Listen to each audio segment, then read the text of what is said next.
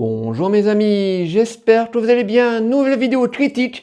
Ça y est, j'ai pu enfin voir le nouveau reboot de la saga Hellraiser. Donc, c'est parti. All for us. What is it you pray for?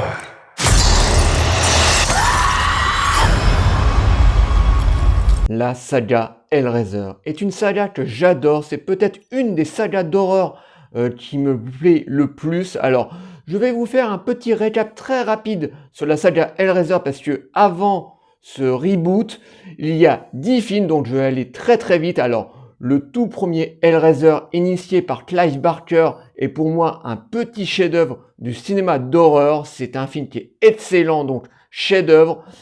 Un an plus tard, parce qu'à l'époque on allait très vite pour produire et réaliser des films, on a eu droit à Hellraiser 2 qui était tout aussi bon que le premier. Là on s'aventurait un peu plus dans l'univers du Cube, donc des Cénobites et du Pinhead, avec l'arrivée de Léviathan, donc un deuxième film qui est au même niveau que le tout premier, même limite un tout petit peu meilleur que le tout premier et qui est complètement barré, on va dans tous les sens et c'est vraiment très jubilatoire. And your suffering will be legendary even in hell and others. Ensuite, 1 ou 2 ans plus tard, on a eu droit à Hellraiser 3. Alors là, ça y est, les producteurs à ce moment-là se sont dit, voilà, on va en faire une saga.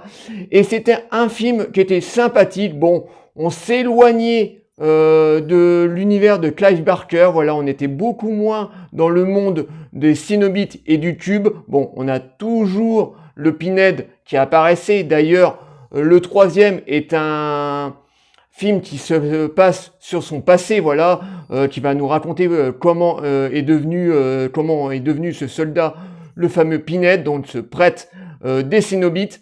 Donc il était encore très sympathique. Je me rappelle à l'époque c'était une nonnette série B de Vidéo Club avec de très beaux maquillages et d'effets spéciaux, donc c'était encore très potable.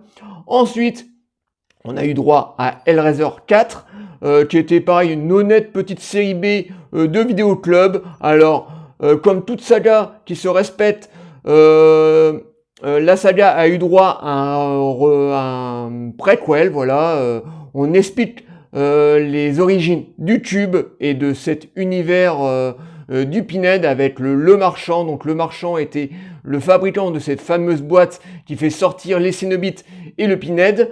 Donc le film a été très critiqué à l'époque parce que on était au 4e épisode et on s'éloignait de plus en plus ce qu'avait fait Clive Barker, donc l'univers de Clive Barker.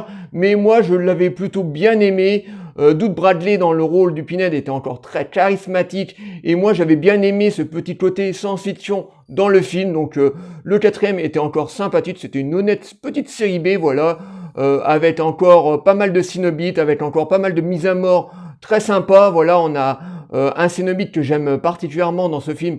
Les jumeaux, voilà, étant jumeaux moi-même, donc j'avais bien aimé ces Cénobites comme ça qui sont accrochés l'un à l'autre et qui s'amusent à détruire les gens en les broyant entre eux deux, voilà. Donc c'était un Cénobite que j'avais bien accroché. Et ensuite, quelques années plus tard, on a eu droit à Hellraiser 5, 6, 7, 8, 9, 10. Et c'est des suites complètement oubliables. Alors là, c'était tombé dans les tréfonds de la série B. Voilà, il n'y avait plus du tout de thunes.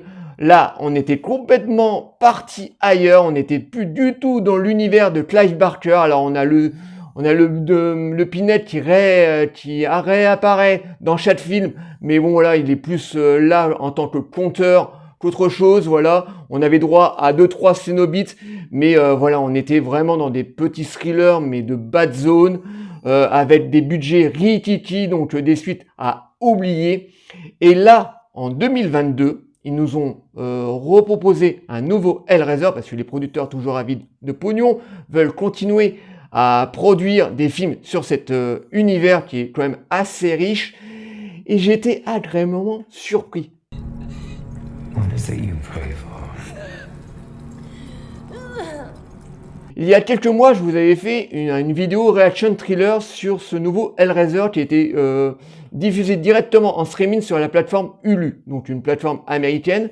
Et moi, j'étais persuadé, ayant pas Hulu, de ne voir jamais ce Hellraiser. Je me suis dit, bon, bah voilà, je vais me contenter de la bande-annonce et je ne verrai jamais ce film.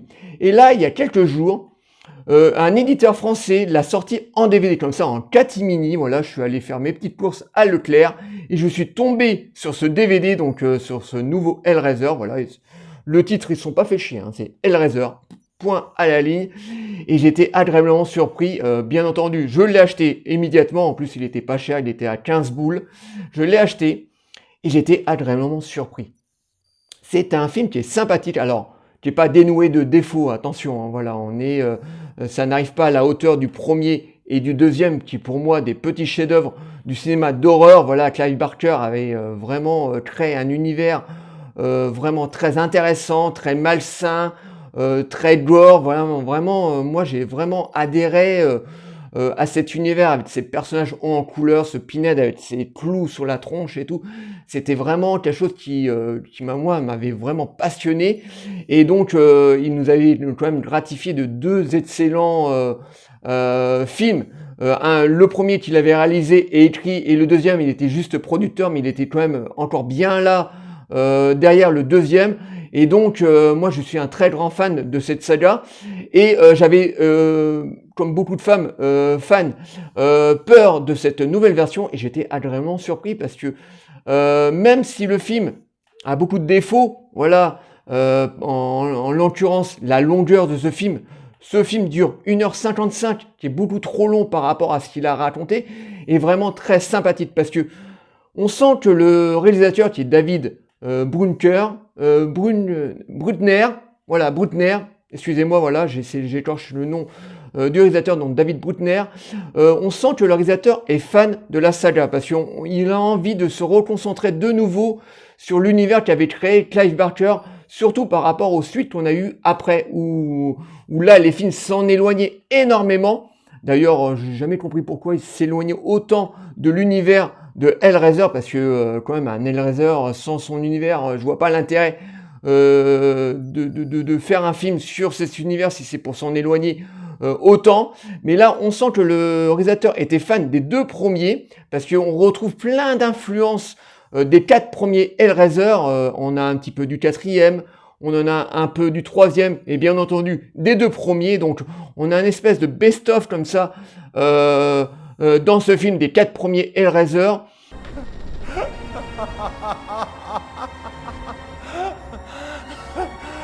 Bon, il n'est pas parfait, voilà. Visuellement, bon, je vais commencer déjà par la forme technique du film. La réalisation est plutôt très bonne, voilà, la photographie est très très belle, voilà, on a des couleurs comme ça, bleutées, orangées, voilà, comme c'était le cas dans les 2 premiers Hellraiser. Donc on retrouve l'imagerie des 2 premiers Hellraiser. On a de très beaux maquillages, vraiment de très très beaux maquillages, un petit peu à l'ancienne. On a 2-3 effets spéciaux qui sont bien sentis, bien faits. Vraiment, le film est vraiment très très bien emballé. Problème, c'est que l'histoire est très simple. Bon, en gros, voilà, je vais pas vous raconter l'histoire parce que c'est à peu près l'histoire des 2 premiers Hellraiser, donc des jeunes qui vont se faire piéger et bien entendu qui vont se faire chasser par les Cénobites et le Pinhead, voilà, qui vont être obligés de faire des sacrifices pour pouvoir échapper à ces démons. Voilà, donc l'histoire est à peu près la même chose que les 2 premiers.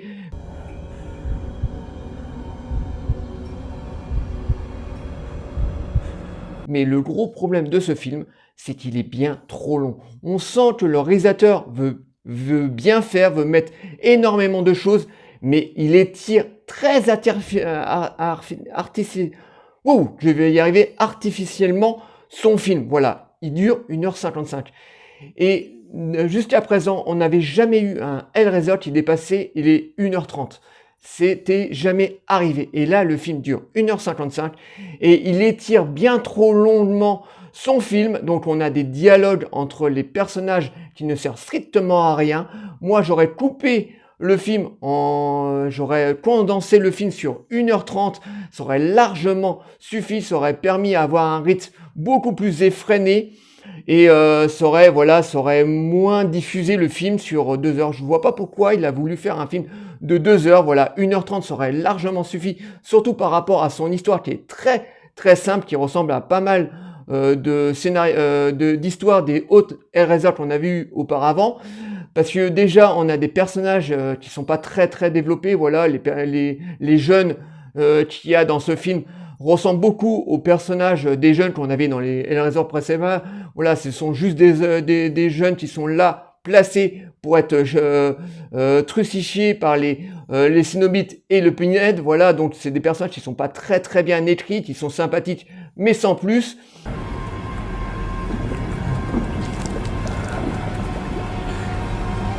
L'histoire est très simple, mais on retrouve tout l'univers de Clive Barker.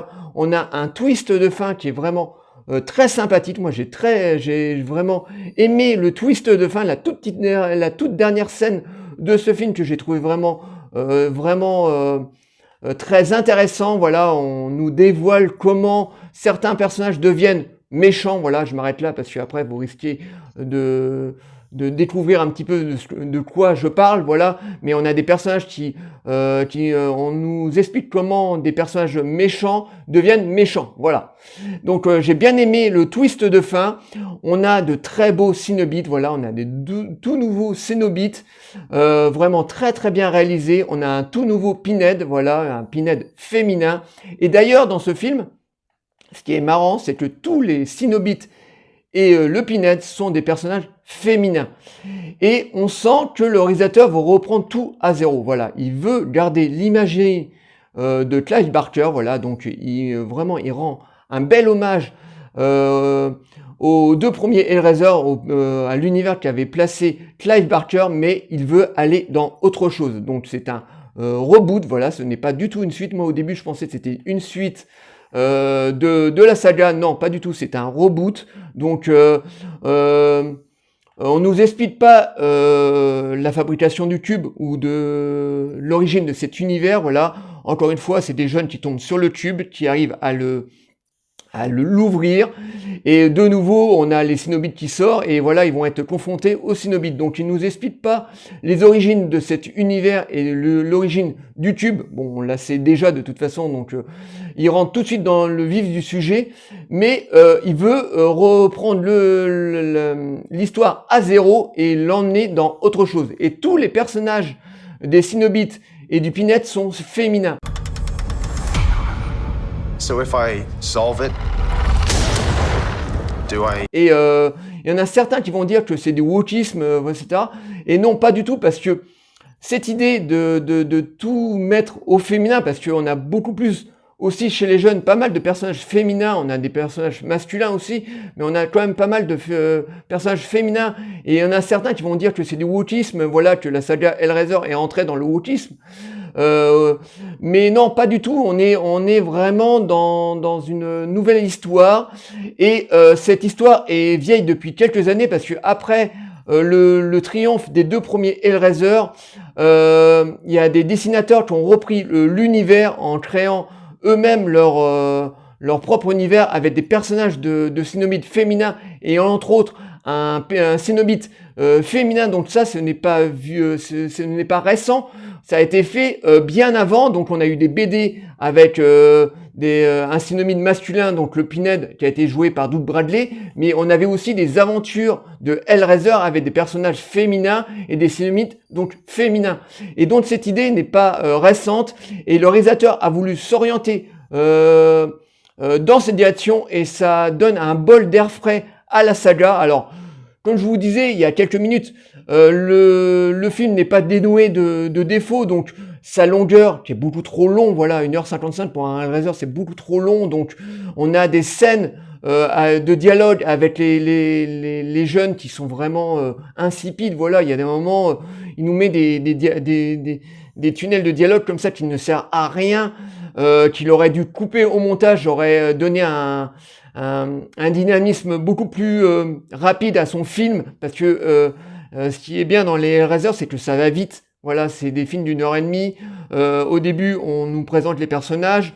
Ensuite, on rentre au fur et à mesure dans le monde du tube et des Cénobites, et puis on rentrait tout de suite dans l'action. Là, on a 20 minutes avant qu'on voit un premier Cénobite et l'univers du tube, donc c'est un peu long à commencer.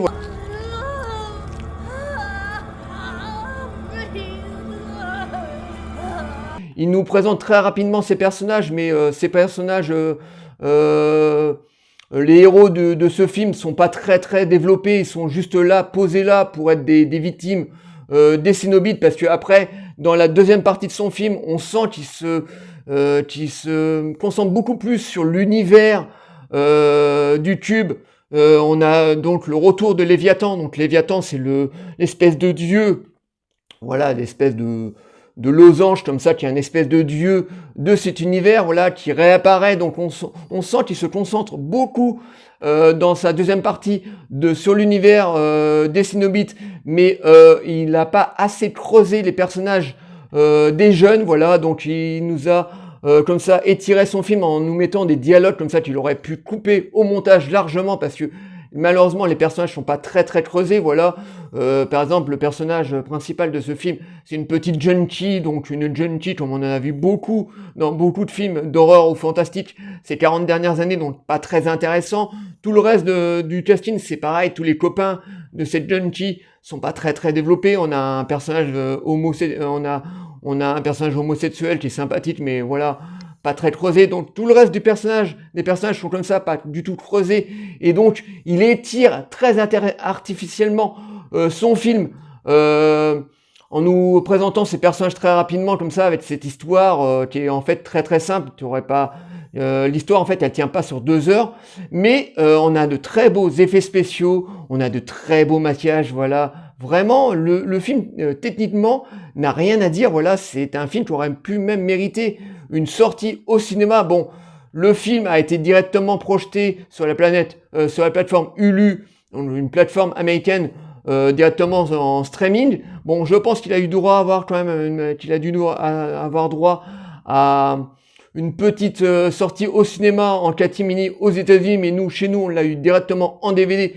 Et je suis plutôt content parce que moi, j'ai tous les Hellraiser en DVD, à part le 9, le 10, voilà, qui sont des odieuses bouses et puis qu'on n'a jamais eu en DVD. Et heureusement, parce que c'est les pires suites, c'est le 9 et le 10. Hein. Le 9 et le 10, c'est des odieuses bouses, et pourtant les suites qu'il y avait auparavant, c'était franchement pas terrible, mais même très médiocre. Mais le 9 et le 10, alors là, c'est horrible. Et donc, j'étais très agréablement surpris de ce film. Bon, c'est loin d'être le meilleur, mais on sent vraiment que le réalisateur est fan des 2 premiers Hellraiser et qu'il a envie de rendre hommage. Donc, c'est un très bon reboot. J'espère qu'on aura d'autres suites de cette nouvelle franchise, parce qu'en fait c'est un premier film d'une prochaine saga, si ça marche bien entendu, parce que si ça ne marche pas, je pense pas qu'ils vont continuer. Mais bon, vu qu'on connaît les producteurs américains avides de pognon, ils vont essayer de détendre encore un peu plus cet univers. Mais ce film est un excellent reboot, voilà. Malheureusement un peu trop long, malheureusement avec des personnages pas très creusés, avec une histoire très classique, mais on a une belle batterie de Cénobites, on a un beau nouveau Pinhead au féminin. Le film est très bien réalisé, on a de très beaux maquillages, on a de beaux effets spéciaux, on n'en a pas beaucoup, mais on a de beaux effets spéciaux, on a un climax de fin très intéressant que moi j'ai adoré. Donc si vous êtes fan de la saga Hellraiser, eh ben essayez de le regarder, essayez de acheter le DVD, il coûte pas très cher, il coûte 15 €. Bon, il n'y a pas de tout de bonus, hein, voilà, on a que le film sur le DVD, et ça c'est un petit peu dommage. Voilà, j'aurais aimé avoir un petit peu de bonus, savoir comment ils ont fabriqué ce film, ce qu'a à dire le réalisateur, parce qu'on sent vraiment que le réalisateur est fan de la saga. Voilà, vraiment, on sent tout l'amour qu'il a pour cette saga, mais malheureusement il en a fait un petit peu trop avec la durée de son film, avec le manque de travail sur les personnages, l'histoire qui est un petit peu trop simple à mon goût. Mais bon, ça c'est pas trop grave, hein. Dans les 2 premiers, les histoires n'étaient pas non plus très compliquées à suivre, hein. Elles étaient très simples, et c'est pas pour autant qu'on n'a pas eu 2 chefs-d'œuvre du cinéma d'horreur. Voilà, Clive Barker avait fait des histoires très simples, mais très très bonnes. Donc je peux que vous conseiller ce tout nouveau reboot de la saga Hellraiser qui est vraiment très très sympathique. Voilà, j'espère que cette nouvelle vidéo sur le nouveau Hellraiser vous aura plu. Likez, délikez, abonnez-vous. N'hésitez pas à m'envoyer des messages sur ce nouveau Hellraiser, je vous répondrai toujours avec plaisir. Et moi je vous dis à très très bientôt. Ciao les amis.